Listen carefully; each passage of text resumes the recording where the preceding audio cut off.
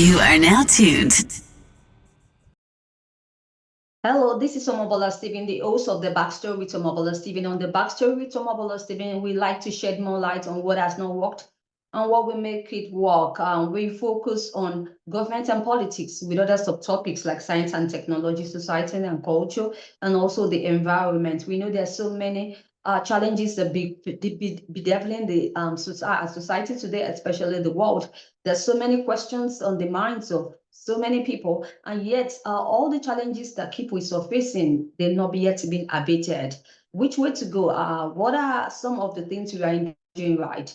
And what are some of the things we need to start doing right? This is the mission and the focus of the Backstory to Omobola Stephen. We want to have disruptive yet constructive mindship conversations on these topics and how we can pivot the change that the world needs in general. Today, we'll be talking about AI and the future of business, now in terms of impact on science and technology. And I have Stefan Fehr, who is an AI pioneer and the founder of moderniqs.com. Welcome to the show, Stefan. Hello, hello. Thanks for having me. Thanks for joining me, Stefan. Happy to have you on the show and looking forward to you sharing your thoughts on these important topics for such time as this. The first question I'd like to ask is, how is AI really, how is it used in business? How's it used in business? Well, yeah. So currently, currently the use case is something like Copilot, where you have well, okay. So the perception of people is things are getting faster now and things, automate and so on. But when you really look at work processes, AI is like doing a tiny bit of, let's say, a sales process a bit like a couple of 100% faster. But when you have like 100% of the sales process, maybe 5% now are 100% faster. So this is still a small bit, right? It's writing emails, it's analyzing data. That's pretty helpful.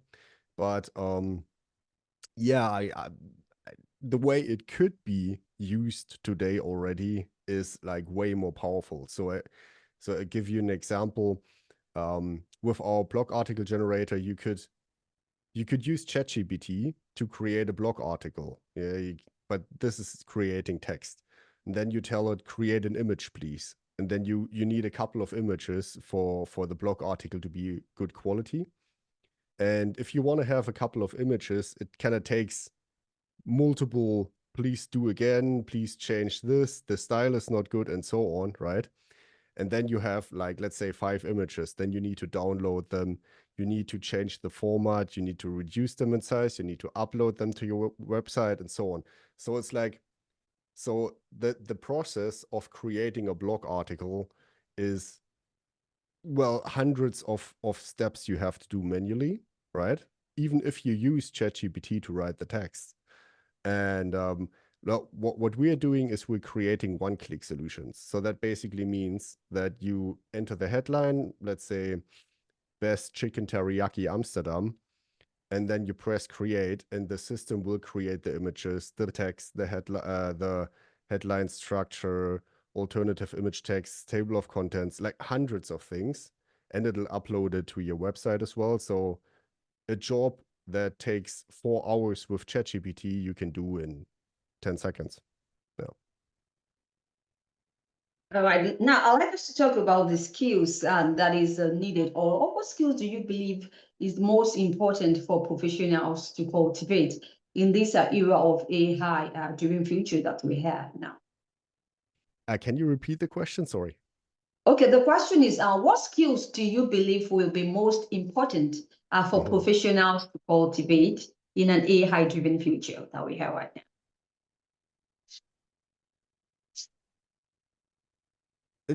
I don't know. I think this is in the future, it's less about skills and more about attitude.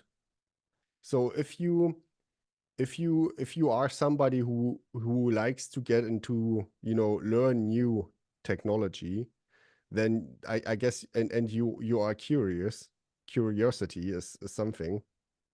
is maybe the most important. With the skill set, look, we already kind of passed the stage, the stage where, you know, good prompt engineering is needed, right? It used to be like you can use AI really well if you're good at prompt engineering, for example. But with the new versions of AI, this is not really needed anymore, right? It's getting smarter. And so basically, the only really thing I believe you have to do is be open for new technology and adapt it. Yeah. I'd like us to move to AI and also business, the marketing side. Consumers really, they value personal touch. And I believe that that's the beauty of campaigns, marketing campaigns. But on the flip side of it, if we come to look at it, AI is intercepting this effort. So how can marketers can begin to balance it? Um, Look, I have to say, when it comes to marketing, what we are doing is a lot of inbound marketing, right? So we focus our business on looking for what people want, what Google wants, and then we're creating the highest possible quality content for. So when it comes to marketing campaigns, I've seen a lot of tools. I've seen I've seen recently that Salesforce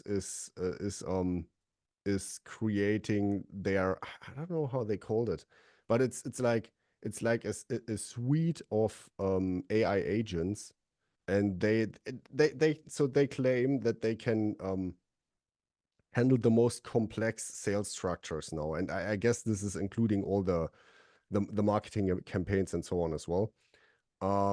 So we are going to enter a phase where no matter how complex your marketing and sales process is, AI will be able to automate it quite easily. Uh, how to, how to personalize it? I mean, I guess you can. So that includes you feeding the system with your existing data, and the system is learning from it, right? And then I'm not sure if it's gonna be like a, like a kind of a real-time person looking. I'm not sure if we're quite soon going to have like campaigns where, you interact as if you would have a Zoom meeting, and but you don't interact with a human. You interact with an AI that looks like a human and knows everything you want and so on. I'm not sure. All right. Thank you once again. So, Bill Gates, he shared his three biggest concerns about AI from Business Inside Africa on September 30. Now, we know that he's a self-described optimist about the future of AI. Now, I'd like to share the three major concerns of Bill Gates. Number one is that bad people with bad intent will use AI for cybercrime, bioterrorism, nation-state wars. Now, his second concern is about the fast rate of change that could lead to job losses. His third major concern is the loss of control. That is, the potential consequences of artificial general intelligence that surpasses human intelligence is reached. I hope I'm clear on those three major concerns of Bill Gates, but I'd like you to share your own thoughts on those. Well, so so we create one-click solutions. This means, just to compare, it used to take around 20 hours to create a high-quality blog article, right? Now with ChatGPT, you kind of still need 4. With our tool, you need 20 seconds. So that when you, or maybe 10, it's like, it kind of depends. Sometimes a minute, but So I give you an example for a podcast host. You can take the transcript of your podcast episode and put it into our system, and have a headline created via ChatGPT, for example, or 10 headlines. And then you paste the headline in, you paste the transcript in, and you press create, and the system will create an extremely in-depth, high-quality blog article. So it's like a 10-second work kind of thing, right? Or maybe 20. And so that basically means when you compare this is technology that is already today existing. Our tools are 1,000 times more efficient than an employee that is trained on using ChatGPT. So what does that mean? That means potentially, if you would have a company with 5 employees, you could probably create as many high-quality blog articles as the rest of the world combined. Which I believe, so here's the point with the progress. So Bill Gates says the progress is going to be too fast. Look, when you look at educational systems, retirement systems, I'm saying this all the time since 2 years. Our whole world, like government, it's all very slow moving, right? It takes years, it takes decades to change. And we are entering a world where it needs to change in months, then in weeks, then in days, then in hours, then in minutes, and then in seconds, right? So I totally agree with Bill on the front of progress should be extremely limited and very thoughtfully planned, like the next steps, very, very slowly, thoughtfully planned, because all our systems are not made for instant change all the time, right? So I see this as an extreme big problem. And then the the third one you said, I don't remember. Can you repeat the first one? Yeah, the first one is bad people with bad intent. Yeah. They're going to use AI for cybercrime, bioterrorism, and then nation state wars.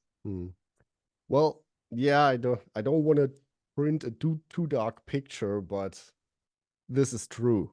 I mean, I could go into detail, but with the latest version of OpenAI's 01, if that's going to be hacked and stolen, that'd be bad, because this system has too much capability already.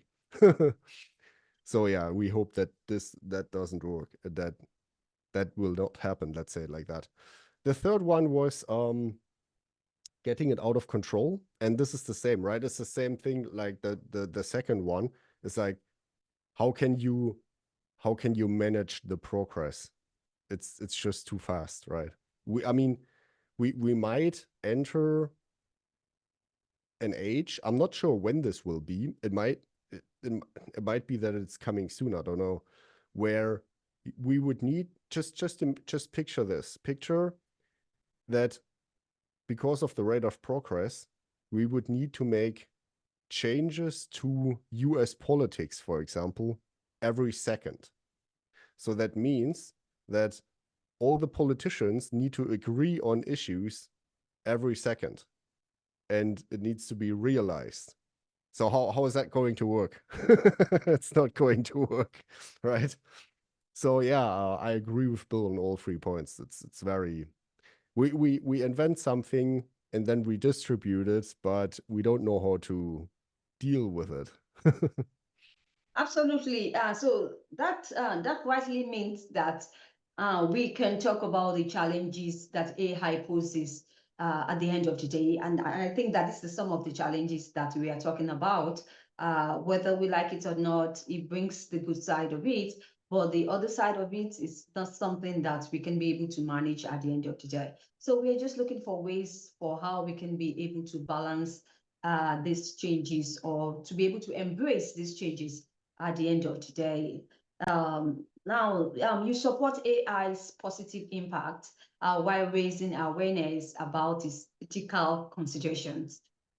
Through your own blog, you have a blog that does that. I'd like us to talk about, emphasize you about the ethical considerations. What do you mean by that, or what are you talking about? Well, well, look, for example, with oh, sorry, with our tool, look, with our tool, you could potentially so I give you an example. Let's say you are an Asian restaurant, right? And you want to have a blog article for every dish on your menu. So you can just, enter the headline best chicken teriyaki Amsterdam, press create, and it'll be created. This is not really a problem. If you enter, if you but what the AI there does is it's kind of taking existing knowledge and produces a copy, right? So in this case, I don't see an ethical issue, to be honest, right? We're talking about food. Maybe they want to produce a recipe or something. So, but when it comes to copying whatever music texts or something, right? You could potentially do this quite easily with a tool like that as well. I always like I, I it's like if you want to have visitors coming to your website, which is kind of like the main goal of our tool, then you should definitely always create something that is unique, which means you need to not just enter the headline, but enter your expertise background information. Like, for example, the transcript would be good, sir. Like a podcast transcript would be good because it explains everything in very high detail, and then the AI can produce something very unique, and that'd be working good. And also, so for example, if you would now take the transcript of our episode and put it into our system and have like 10 different headlines and want to create 10 different blog articles with it, I don't see an ethical issue there because the content is like yours, right? And the transcript is yours, so that's fine. But if you copy somebody else's work, yeah, it's not so good. Thank you, Stefan Fehr, for sharing your thoughts on today's show. Do you have any exciting news? You think it's going to be super beneficial to my audience, or you have any projects that you think you would like my audience to learn about? You can do so now. So I didn't know about Mr. Beast up until the beginning of this year, and I got very inspired. So what we're doing now is we're trying to minimize. So it's like the blog article we create is like a lot of work, a lot of automation. It's like many steps, and so therefore it's quite expensive. But we're trying to reduce the cost of it so that we can give away more than one free article a month. Currently, it's one, and we're trying to get this up to 10 for startups and small businesses so that they can get their first customers in without paying anything, and then when they see, all right, there's customers coming in because the tool is working well, then they can purchase more credits and scale it up quickly. So this is kind of our main project right now, is like trying to get the app, the cost down and the quality still up, so that we can give away more for free. Yeah. Good But to know currently that. it's one. Best of luck. Currently it's one free article a month. So, and that doesn't take any time. So everybody that is not blogging, you should blog once a month so Google sees that there's something happening with your company. Yeah. Great. Good to know once again, Stefan. And now you can share your website and your social media handles. My audience would like to learn more about what you offer. That's moderniqs.com. Okay. And I'm everywhere on social. So I'm on LinkedIn as Stefan Fehr, and on X and on Facebook, and Modern IQs is on LinkedIn and on Facebook, and yeah. Right. Thank you once again, Stefan Fehr. You're an AI pioneer and also the founder of moderniqs.com. We'll be talking about how AI is used in businesses. We talk about the challenges. And now we can always see the good side of AI at the end of the day because it has come to make life much easier when we come to embrace this change indeed. Thank you for sharing your thoughts and your expertise on the show. My audience and I really wish you the best of luck in all the projects that you embark upon, Stefan. Thanks for having me.